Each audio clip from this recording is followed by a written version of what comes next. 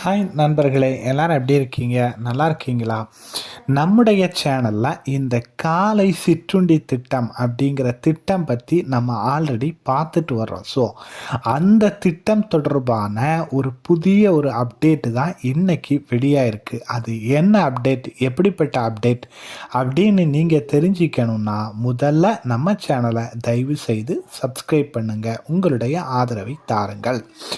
அதாவது காலை சிற்றுண்டி திட்டம், காலையில் மாணவர்கள் சாப்பிடாமல் வருவாங்க, காலை சிற்றுண்டியை எடுத்துக்கொள்ளாமல் வருவாங்க. அப்படிப்பட்ட மாணவர்களுக்கு கடந்த 2022ஆம் ஆண்டு செப்டம்பர் 15ஆம் தேதி முதல் மாணவர்களுக்கு காலை சிற்றுண்டி திட்டம் 1 முதல் 5ஆம் வகுப்பு மாணவர்களுக்கு காலை சிற்றுண்டி திட்டமான ரவா, உப்புமா, சேமியா, கிச்சடி, பொங்கல், காய்கறி உணவுகள் ஆகியவற்றை தமிழக அரசு வழங்கி வருகிறது அப்படிங்கிறது உங்களுக்கு எல்லாருக்குமே தெரியும். ஸோ இந்த காலை சிற்றுண்டி திட்டம் செயல்படுத்தப்பட்டதிலிருந்து அரசு மாணவர்களுடைய சேர்க்கையும் வருகையும் அதிகரித்துள்ளது அப்படிங்கிறது ஆய்வுகளில் சொல்லுது. ஸோ இது தொடர்பான புதிய அப்டேட் என்ன அப்படின்னா, அரசு பள்ளிகளில் மட்டுமே வழங்கப்பட்ட இந்த திட்டம் அரசு உதவி பெறக்கூடிய பள்ளிகளையும்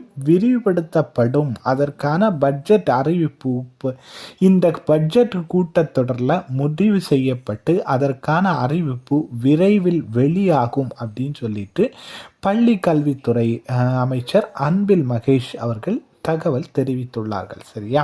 ஸோ இந்த திட்டம் மற்ற பள்ளிகளுக்கும், அதாவது அரசு உதவி பெறக்கூடிய பள்ளிகளுக்கும் விரிவுபடுத்தப்படும் அப்படிங்கிற தகவல் தான் நம்முடைய சேனல் நண்பர்களுக்காக கொண்டு வந்து சேர்த்துருக்கிறோம். சரியா? ஸோ இந்த திட்டம் மற்ற பகுதிகளில் செயல்படுத்தப்பட்டால் எப்படி இருக்கும், இந்த திட்டத்தோட ஃபீட்பேக் என்ன, இந்த திட்டம் பற்றிய உங்களுடைய கருத்துக்கள் என்ன அப்படிங்கிறத மறக்காமல் கமெண்ட் பாக்ஸில் பதிவு பண்ணுங்கள். ஸோ இனி ஒரு தகவலோடு மீண்டும் சந்திப்போம். பாய் பாய்.